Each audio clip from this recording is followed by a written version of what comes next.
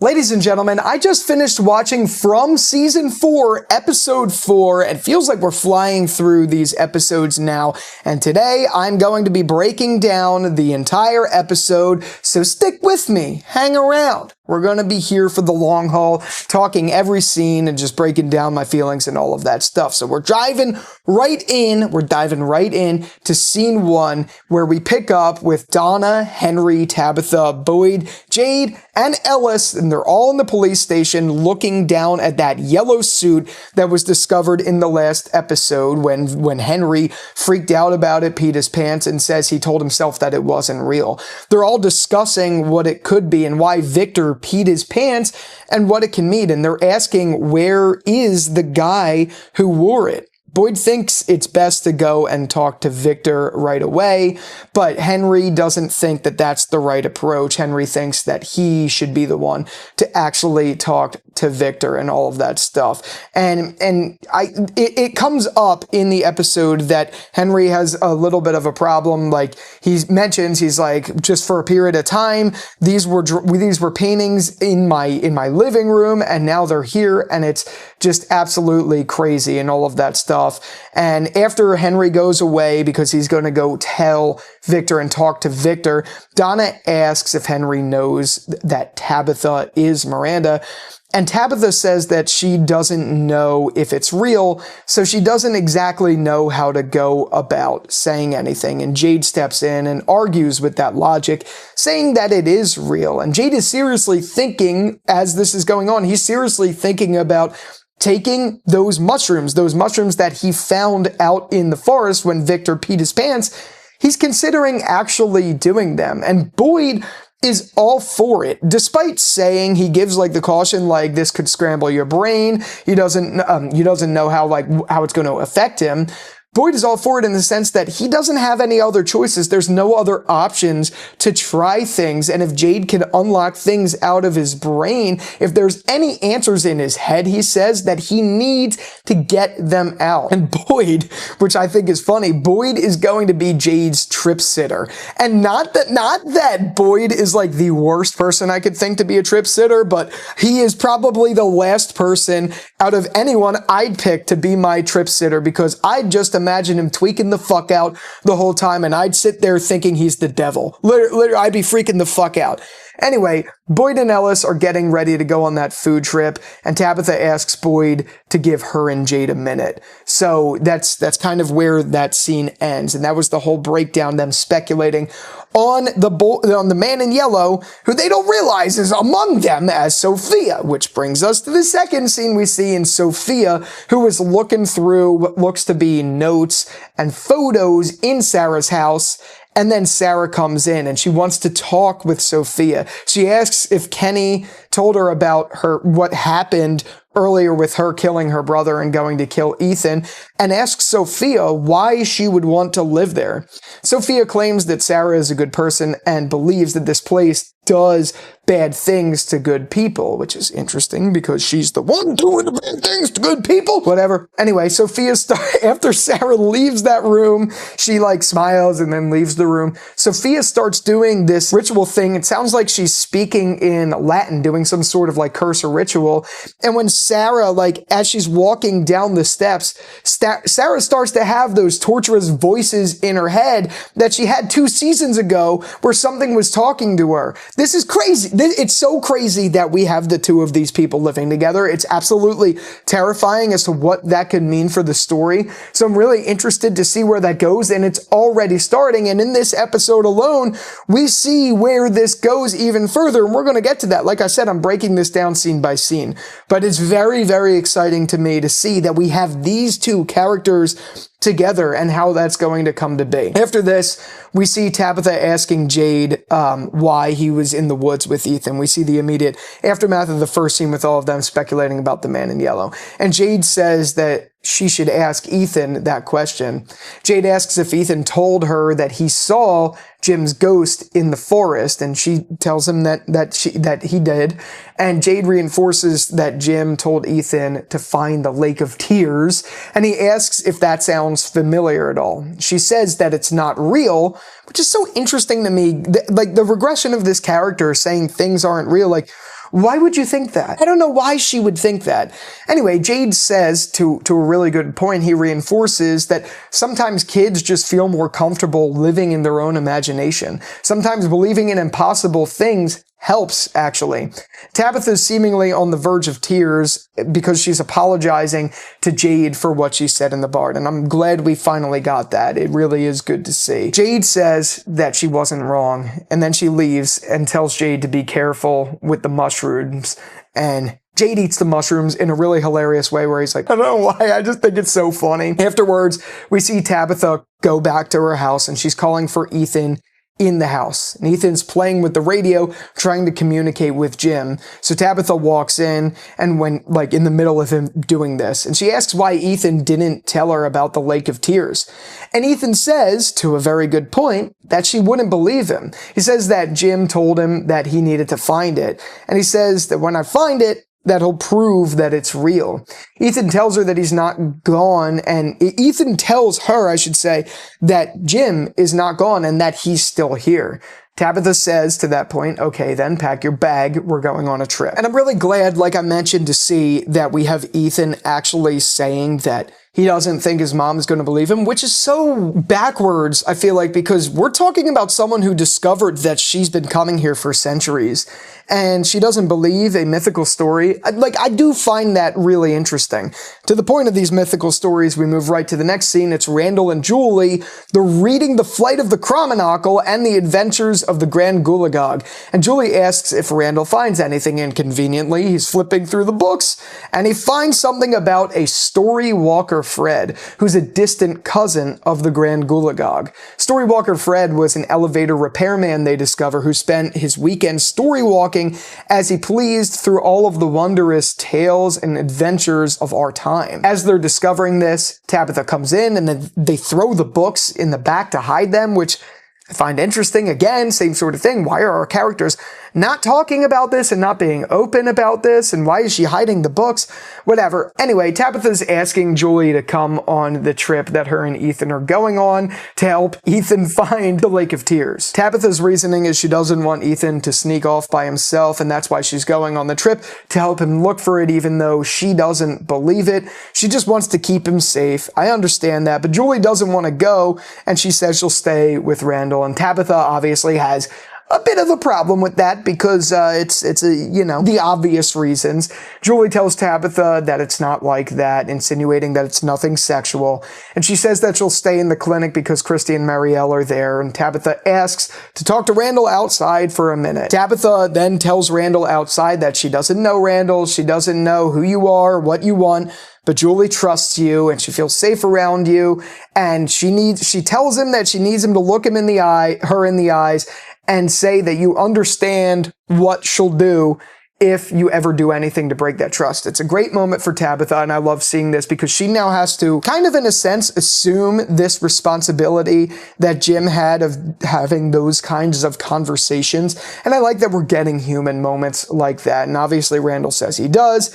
And he does say that it really is nothing like that, because it really is, or it doesn't seem to be anything like that, despite what the shippers on X and Twitter are probably saying about this. Reminds me of people who say, like, Maggie and Negan from The Walking Dead should get together. That makes no fucking sense. I don't want to see them get together. I'm not really interested. Maybe, but that's not the point of this show. I'm not really interested in that. Anyway, after that, we cut to Fatima and Ellis packing. Donna needs people to go on this trip with her, looking for food that she can rely on. So Ellis is going with Donna out on this trip. And Fatima assures Ellis that she's okay and will be okay alone.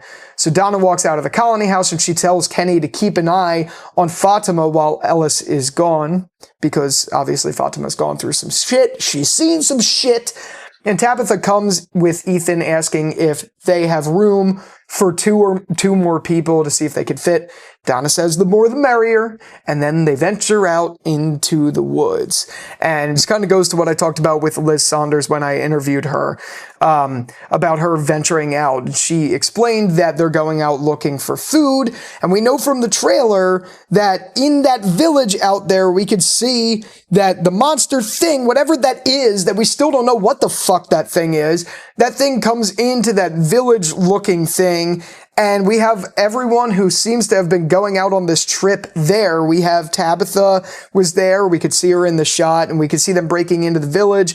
And I'm pretty sure we saw Ellis in the shot too. So to me, it's like, I guess this is what that's setting up. And that kind of comes to, I guess, I'm going to assume the ending, but the ending was very unclear. It didn't really make sense what we saw. We'll come back to it. We'll get to it at this point. We'll get to it when we get to it. Anyway, after they go out off to see the wizard, the wonderful Wizard of Oz, Fatima goes to her room, and inside is Elgin still building this mud stuff. She then thanks Elgin and says that she could do the rest herself and asks Elgin to leave. And I don't know how no one has seen this mud stuff. Like, the colony house is a very populated place. To me, it doesn't really make any sense that no one's seen this so far. That does change very soon, as we will find out. It changes when Kenny goes in. Whatever. We're going to come to it. Right after this, we see Henry going to Victor, who's counting the trees once again and is convinced that the trees have moved. And Henry asks, obviously, why would the trees be moving? But Victor says it's because everything is changing, and first it was snowing, and now everything is green, and everything is just moving so fast, and that he used to count and measure all the time, and he should have been paying more attention. And Henry asks if he could help see if the trees are moving, which is funny, and Victor agrees, I should say, so Victor shows him. And I just find it fun. It's so interesting watching this dynamic of a father seeing his son who is so psychologically damaged by everything that happens, that I'm just fascinated to see like where that goes and how they develop together. It's honestly, it really is a wonderful thing. But it's interesting to see that they're helping, and he's helping in this way. After this, we cut back to exactly what I was talking about. We see Kenny seeing dripping inside of Colony House, and the dripping is coming from the ceiling. So then he goes to the source, which is Fatima's room, and he walks in on her with all the mud stuff. Jade is in the police station, sitting, waiting to trip on those mushrooms, waiting to trip balls, some people say. He's waiting for him to kick in. And as this is going on, Boyd looks through his belongings and he finds a note from Abby, which is a note that reads, "Hey, Mr. Fish and Loaves, can you pick up some bread, eggs, milk, and peanut butter on your way home tonight? I'll see you when you get home. I hope your day is beautiful. Don't forget Ellis is out tonight. XOXO Abby." He then recalls in that moment their trip in where he was like driving into the town, and he's looking at the ring, remembering how he had to kill her, which is still so sad. It still really sucks and all of that stuff. And as he's doing so, Kenny walks in. Kenny tells Boyd about Fatima and asks Boyd to come. So they all go, Jade included. After this, we cut to Sara in the church, and when she's in the church, Elgin walks in, and she's gonna go. She's like, "Oh, I'm gonna go." And then Elgin asks her to stay, and she's okay with that. So they end up talking, and he asks her if he remembers that this is the first place they met. And it's funny how like the tables have turned. And she asks if he still sees the woman in the kimono, and she asks if he still believes that he did what he did because like it'll leave them alone, like the woman in kimono alone. And Sara explains that she thought the voice like that she had was gone and they were done with her, but it turns out they're actually not, by what happened earlier with Sophia. And this is the interesting part. She tells Elgin that these voices told her to go to the diner and then go to Batka works at the diner, go to Batka's cup where she keeps all the water, get a glass of water, drink it, and then pour the rest of the water from the half-dranken cup that she just drank back into the thing. So she doesn't know if there's any consequences. She tells this to Elgin, but there's always consequences. And she's worried that what if this is like the voice trying to pass whatever's wrong with her onto other people. And that's exactly what it is. It's exactly what it is.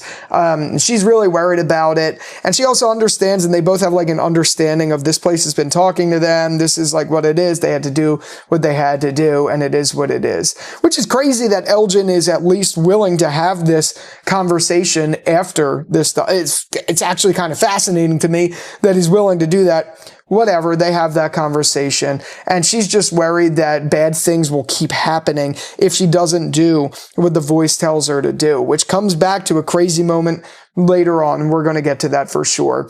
Afterwards, we cut back to Victor and Henry, who have counted 23 steps, and Henry asks to talk about what happened yesterday with the man in yellow.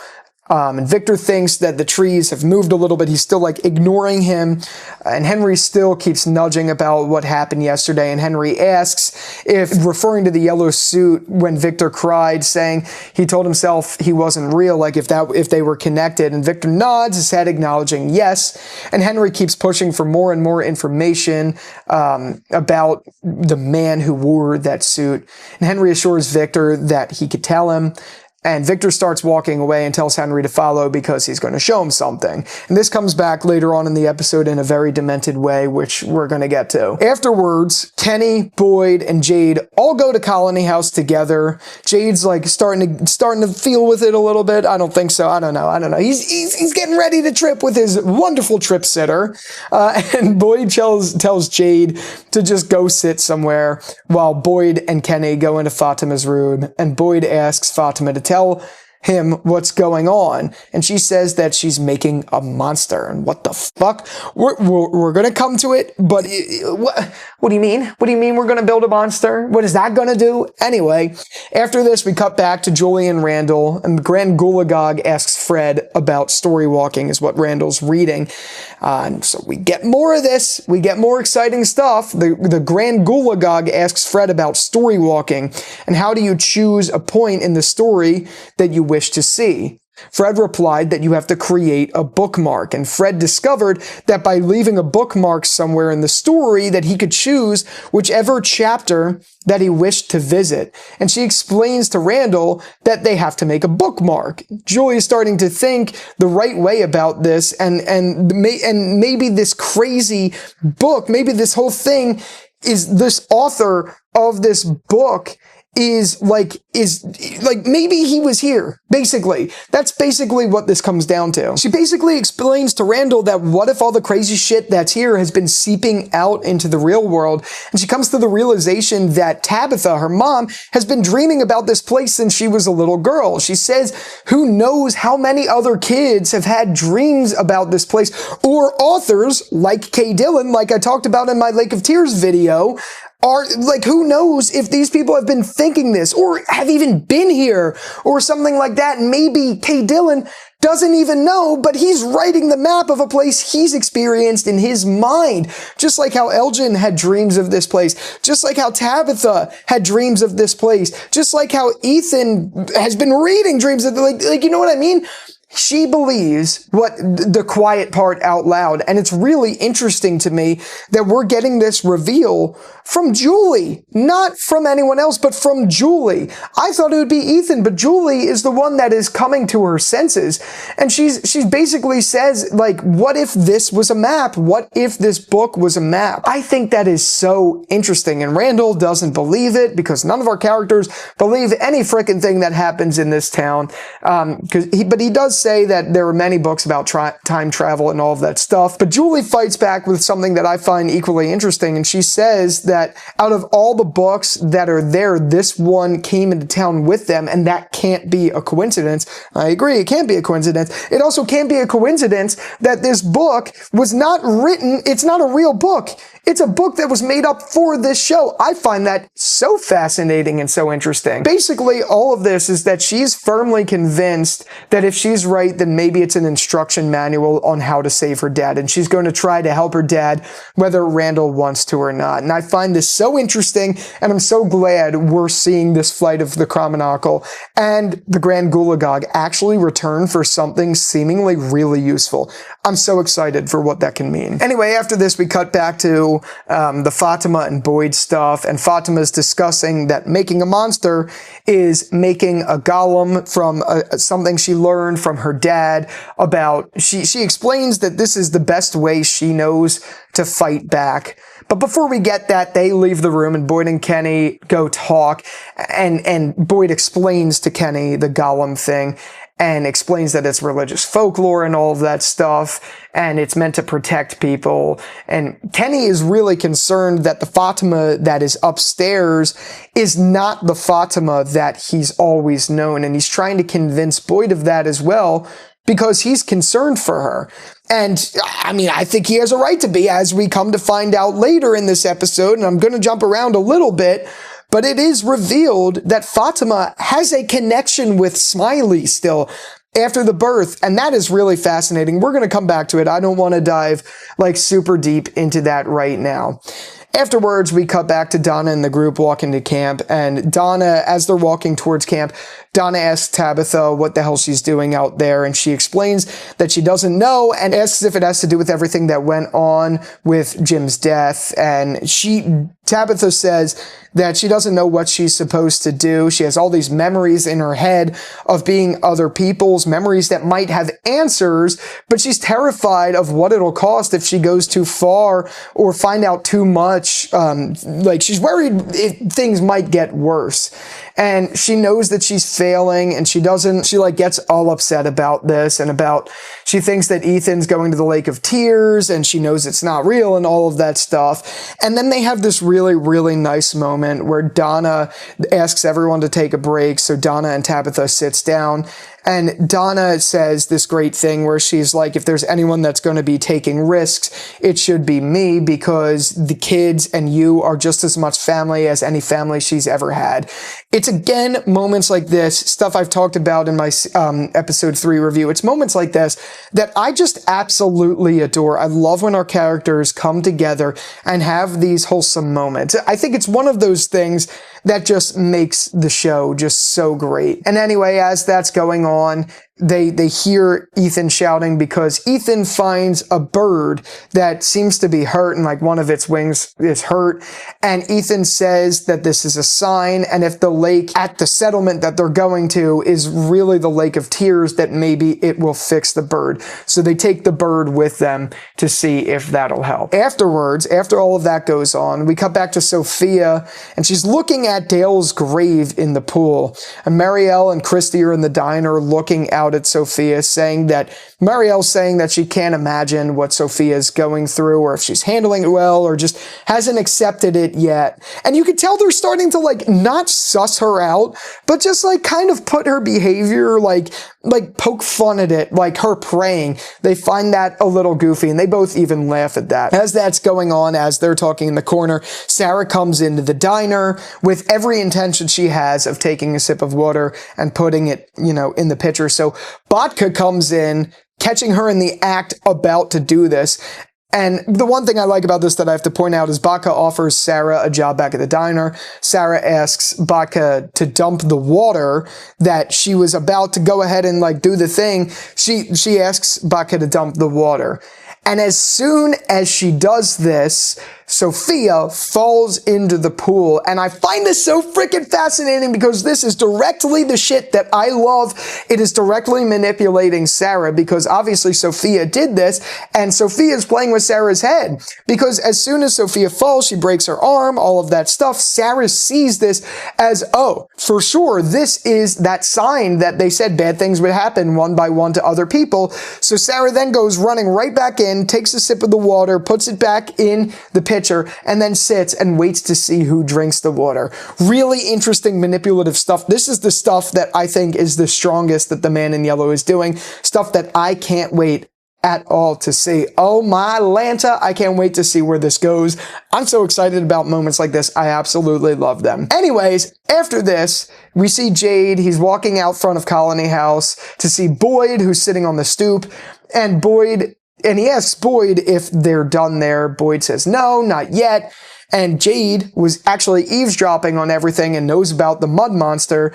And Boyd says that he doesn't know if he should be up there stopping her or helping her. Jade says that if it wasn't for what him and Tabitha discovered, he would have never thought about taking those mushrooms.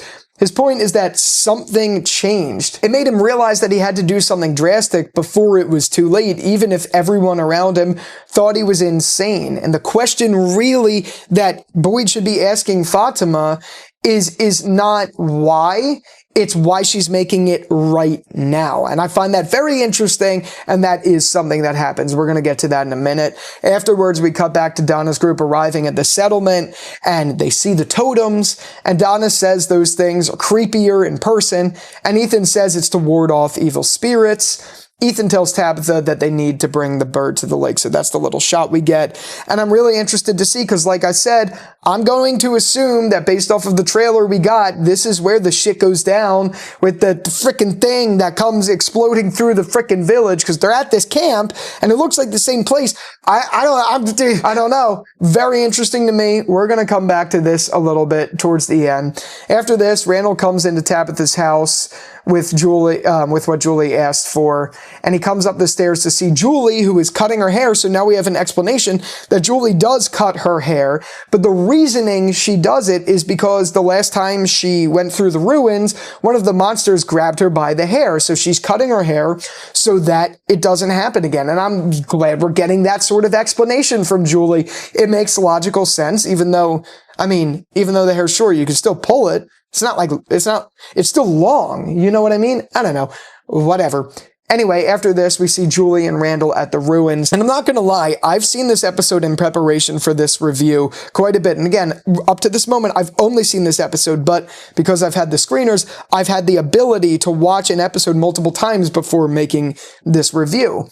And no matter how many times I've watched this episode, I still don't quite understand this. She basically explains to Randall that in order to create this bookmark, she folds up the piece of paper, she brings it with her when she storywalks, wherever she ends up in the past, like whatever chapter she's on, she draws a symbol on the paper and leaves it there. If it works, when Randall pulls her out, the symbol that she drew in the past will also be here on the paper in the present. I mean, I guess I understand it, but she's dropping the paper in person. But I don't know. It didn't really make sense to me, to be honest with you. I still don't really understand this. And I'm going to try my best to deep dive on this. But right now, just explaining this, it doesn't really make much sense to me. And Randall asks anyway how making a functioning bookmark is actually going to help. And she just explains that from that point forward, whatever story she wants to visit, she could just go back and visit. All she's asking Randall to do is have 5 seconds in just to draw the symbol, pull her out, nothing longer at all. So what she does is she leaves a blank page in her pocket to bring with her, and then she goes into the ruins. And this is the more interesting part than me being confused for the last couple minutes. When she teleports, when she goes there, she's transported to when that massacre occurred that left only Victor alive. She sees everyone ripped apart, and she goes to write something. Like as she's going to write something, she sees the man in yellow, and he's perched up on a corner eating other people. Fucking crazy. And the man in yellow notices her and turns around and starts to like run almost towards her. And she draws a little X symbol, and then she starts to run as fast as she can. He starts to run as fast as he can towards her, and then Randall pulls her out. And I find it so interesting that we cut to this moment, because this means potentially we're going to see more of the man in yellow through these moments like this. And now it makes perfect sense why the man in yellow is telling Julie that they have to stop mating like this, because they met like this at the massacre when he was eating other people. Clearly that means he's like a little embarrassed by it or something, because he's like, we have to stop meeting like this. I don't know. I think, but this opens so many doors. Whether it's doors in this season is to be determined, whether it's doors in a spin-off down the road to be determined. I'm just so excited to see where this could potentially bring the story, because we don't know. We don't know. This is so exciting. Anyway, it doesn't work. She pulls out the piece of paper and there's no X written on it, so she starts to panic, realizing that it didn't work. And it's starting to come to me as I'm explaining it out loud, but I don't really understand exactly like what she was thinking when she goes into the ruins. I guess it's like a dreamlike state or something like that, because the physical paper that she writes, it's not there. I don't know. I don't really understand it. So she's like hallucinating more than she is actually storywalking, but the hallucinations are actually like real, because I don't know. I don't know. This is going way over my head for a review. I'm not quite there yet, but we're gonna get there. Oh dear Lord, oh my Lanta. Anyway, after that we cut to Victor and Henry, and they're at the box truck that Victor went to all the time when he was young. He's digging up something outside of the box truck and explaining that these are all things from the man in yellow. And Victor says that he came in from a car just like the rest of them, referring to the man in yellow. He thought his orange suit, or his yellow suit, Jesus, orange, the man in orange, could you imagine? He thought that his yellow suit was funny. He says that at the time, he thought that the man in yellow was just like everyone else. They brought him in, they made him their friend, but it turns out he wasn't like them. He wasn't like them at all. And when everyone died, that's when he found Miranda's dead body out by the bottle tree, and he found the man in yellow eating Miranda. And this causes Henry, because Victor shows Henry a drawing of this, causes Henry to have an outright panic attack. And now I'm really worried for his character. I'm worried that this is going to be like the thing that sets him off the deep end. I really hope that isn't the case, but I feel like we're building up to this moment where there's like a breaking point of some kind with this character, and it feels like this is it. And I don't know, but it just feels like yes, it's great that they're there and it's helping Victor mature in a sense, but it's also, to me, concerning for what that's going to mean for the future of the character. Anyway, afterwards, we have this moment where Sophia's getting healed in the clinic. The bone's definitely broken from when Sophia fell in the pool, and Sophia, once again, brings up religion and how she knows that it's silly and all of that stuff to Christy and Marielle. And then she really quickly just jumps into the story of Abraham. She's like, do you know the story of Abraham, or whatever it was? And she says, and what she says here is overlaid with Sara. So it's really interesting. But she explains that he was a simple man with an unshakable faith and in obedience to God. And one day God tested Abraham, ordering him to kill his only son as a way to prove his faith. But at the last moment, God intervened and offered a ram to be sacrificed instead. As I mentioned, this is all being overlaid with a voiceover while we cut to Sara watching Botka pour out the water from the pitcher that Sarah's voices told her to tamper with. Like, this is the Abraham talk is like directly referring to Sara. She then goes on to say that, you see, God never intended for Abraham to kill his son. He simply needed to know if he would. So essentially what Sophia was doing was a test to see if Sara would be willing to go that extra mile for her. And it's proof that she would. It's all the proof that she needs. And I find this so interesting, because does this mean that Sara is basically going to be Sophia's puppet for the rest of the season?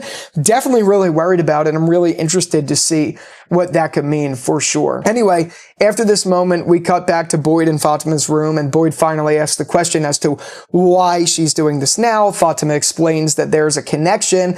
Part of her feels what he feels, and that it goes like both ways. And she's like absolutely terrified. And because she's terrified, he likes it, and she could feel that, which is so interesting. So she's making the Golem to essentially feel strong and less afraid, even though I find it kind of goofy. If that's what it does, that's what it does. And I'd have to imagine the show isn't doing it for nothing, because the show does that. And I feel like there's no way that this is for nothing, but it feels kind of goofy in the moment, if I'm being honest. Why would she build this Golem sort of thing? Kind of looks like a thumb from Spy Kids.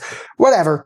Anyway, just very interesting to me. So Kenny and Boyd go out and talk after this, and Kenny says that he's going to spread the word that she's doing this, and to basically give Fatima some space. As this is happening, Boyd's ring falls out, seemingly out of nowhere, down the steps in Colony House, the one with the infinite loop on it.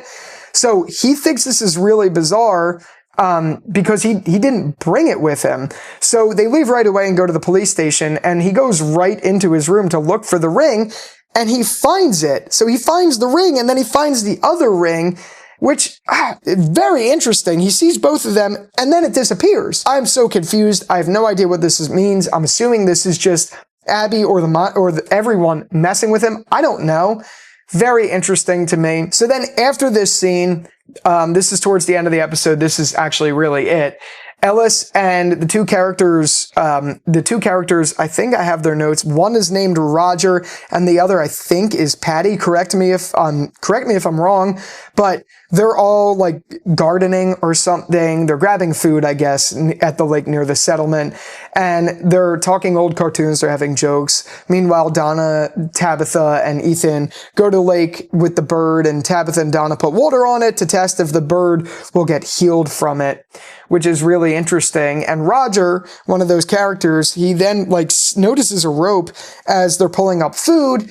And as they pull it up, they notice it's like a rope that goes into the water. And as they keep pulling, something just floats to the surface,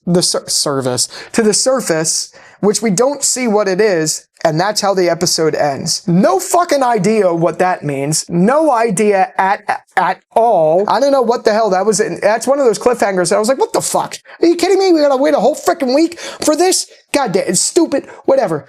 Got me pissed, but I like when shows that end on cliffhangers. It keeps the story going. It keeps it interesting.